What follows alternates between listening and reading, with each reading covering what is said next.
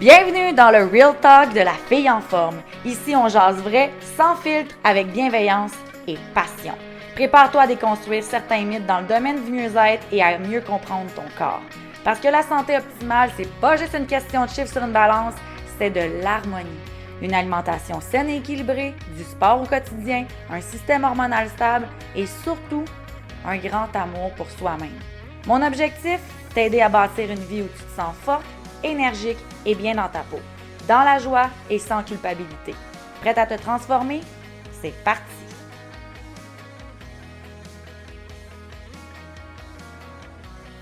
Bon matin, bon midi, bonsoir ma belle amie, j'espère que tu vas bien, j'espère que tu t'es pas trop pété le dos à déneiger. Je suis en train d'enregistrer l'épisode, on est le 19 février et il y a de la neige en tas.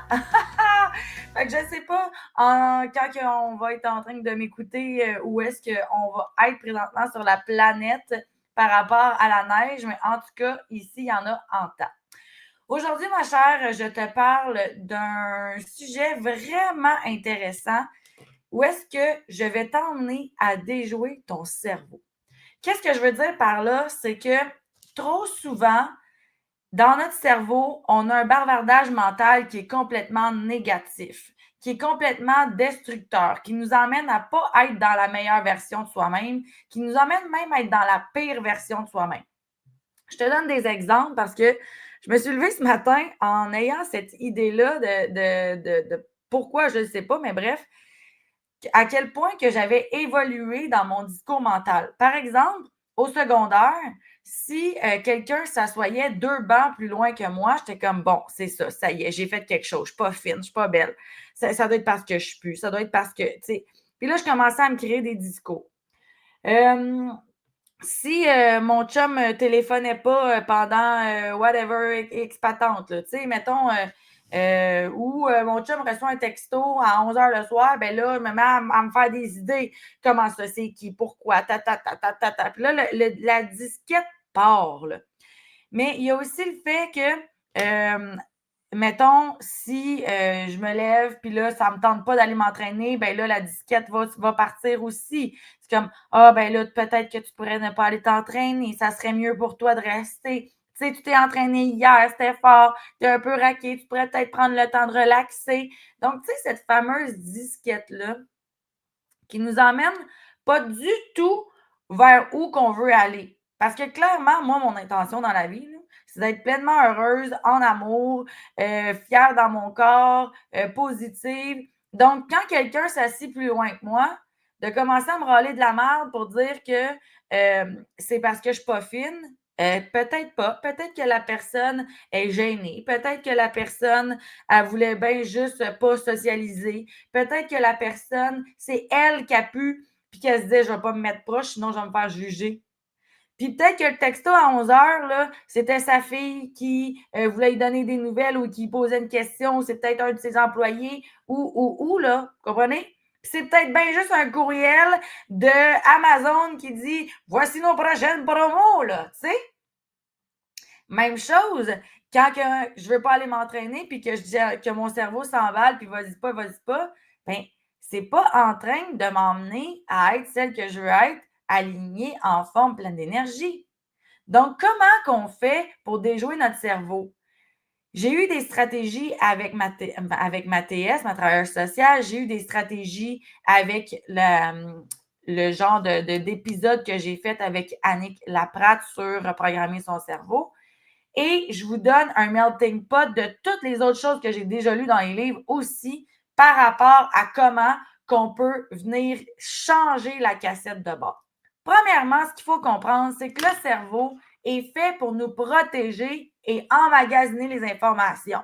OK? Fait que le cerveau, pour nous protéger, ne voudra pas aller au gym, se sortir de notre zone de confort, de se mettre dans des situations malaisantes parce qu'il veut te protéger, il veut pas te faire rejeter, il veut pas te faire abandonner, il veut pas te faire forcer. Le cerveau, c'est sa fonction primaire, nous protéger. Et la deuxième fonction primaire qu'il y a, c'est emmagasiner. OK, la dernière fois que j'ai fait ça, il s'est passé ça. J'y ramène à la conscience. Donc, tout ce qu'on lit, tout ce qu'on voit, on peut même voir dans les films, hein? Quelqu'un qui marcherait dans la rue, qui se fait frapper, ça pourrait tellement t'avoir créé de quelque chose d'intense à l'intérieur de toi que tu penserais que quand tu vas marcher dans la rue, tu vas te faire frapper. Ouais, mais les probabilités sont minces, là, peut-être pas que ça va arriver, tu sais. Donc, le cerveau emmagasine de l'information et emmagasine les informations qui sont pertinentes et non pertinentes. Saviez-vous qu'on est confronté à des milliards d'informations à tous les jours? Comme par exemple, au moment que je vous parle en ce moment, ben, je vois très bien que le mur à côté est blanc. Je ressens la température sur mon corps. Je suis consciente que mes cheveux sont en train de pousser. J'ai le micro devant moi. Je vois le reflet de mon écran.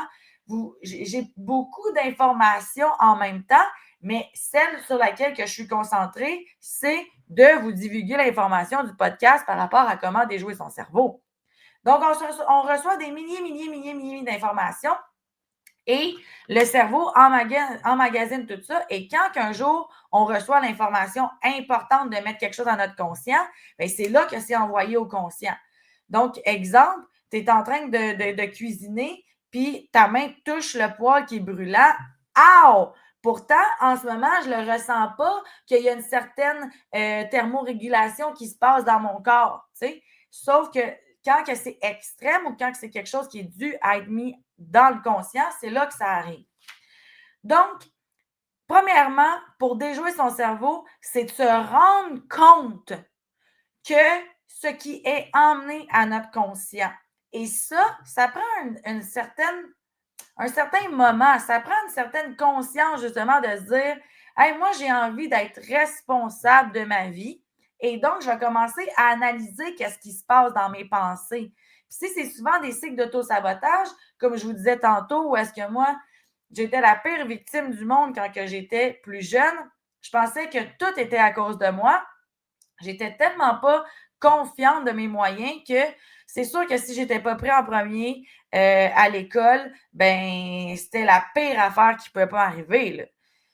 Mais ce discours mental-là, on peut l'arrêter. La première chose qu'on peut faire, c'est justement l'arrêter. Stop! Dès que tu te mets dans une disquette, ah, mon chum va me tromper, il est parti à telle place. Ah, là, je vais commencer à prendre du poids si je mange telle affaire. Ah, là, j'ai pas dormi assez de temps, c'est sûr que je vais être fatiguée. Stop! You fucking stop de ce discours mental-là qui te mènera nulle part.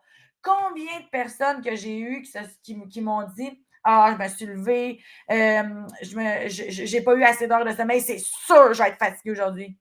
Pourquoi? Pourquoi c'est sûr?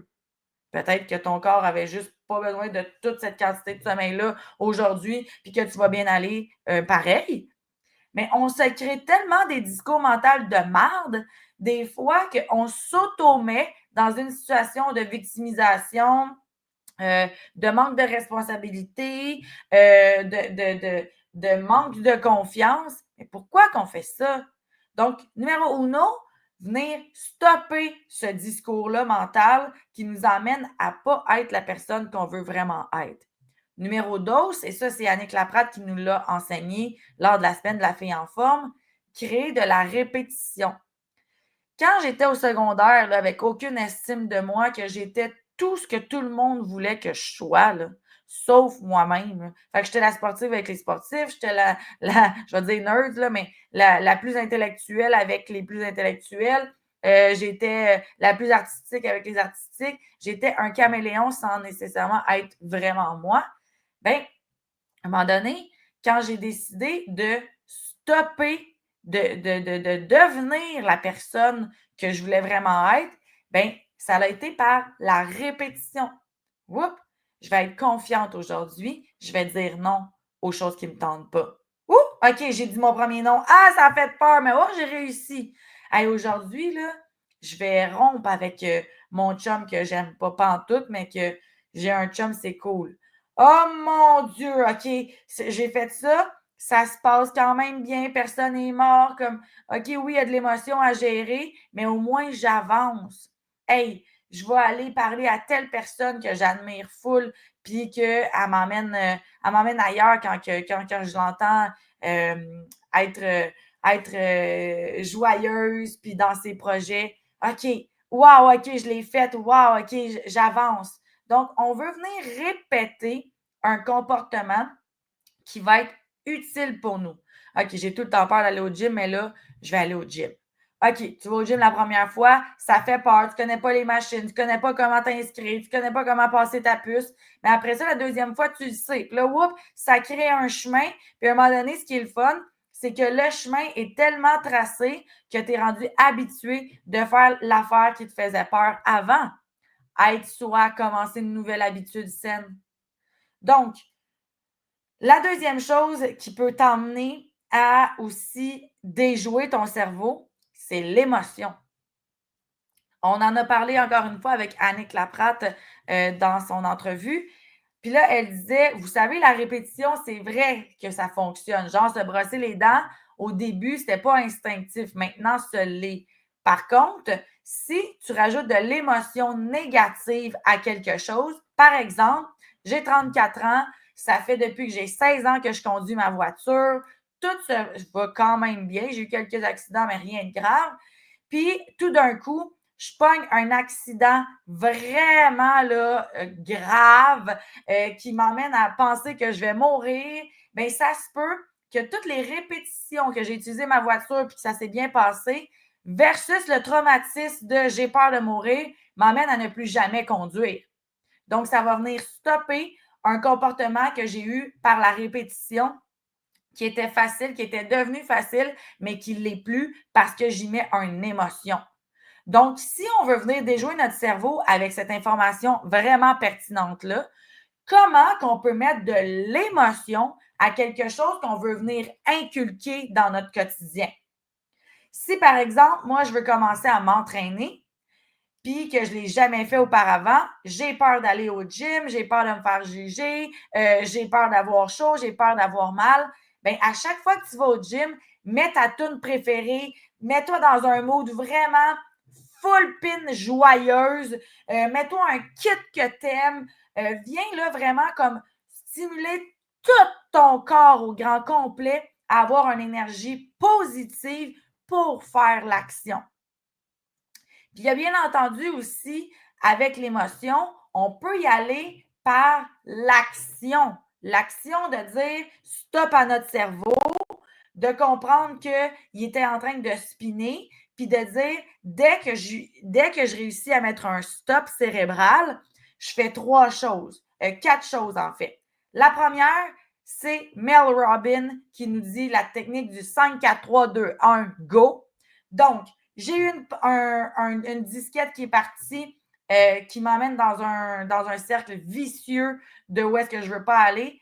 Stop, 5, 4, 3, 2, 1, je fais l'inverse de. Je vais jaser à telle personne, je m'en vais au gym, je mets mes chaussures, peu importe, je prends action. Et là, rendu dans l'action, on peut faire des micro-actions. On peut faire la méthode des 4 P, le plus petit pas possible. Fait que tu n'es pas obligé de te dire OK, là, j'ai mis mes running, je m'en vais courir 26 km. Non, tu n'es pas obligé de faire ça. Tu peux juste dire OK, là, j'ai mis mes running, je m'en vais marcher jusqu'au stop. Après ça, si rendu au stop, tu as encore envie, bien, tu marcheras jusqu'au prochain stop, sinon reviens. Mais tu auras déjà créé de la répétition et l'action qui est aussi menée avec de la célébration va être hyper bénéfique. Donc là, je fais un petit recap. J'ai l'impression que j'ai donné beaucoup d'informations en peu de temps. Donc, on veut venir déjouer notre cerveau dans un discours mental qui nous emmène à nous downer au lieu de nous upgrader. Okay?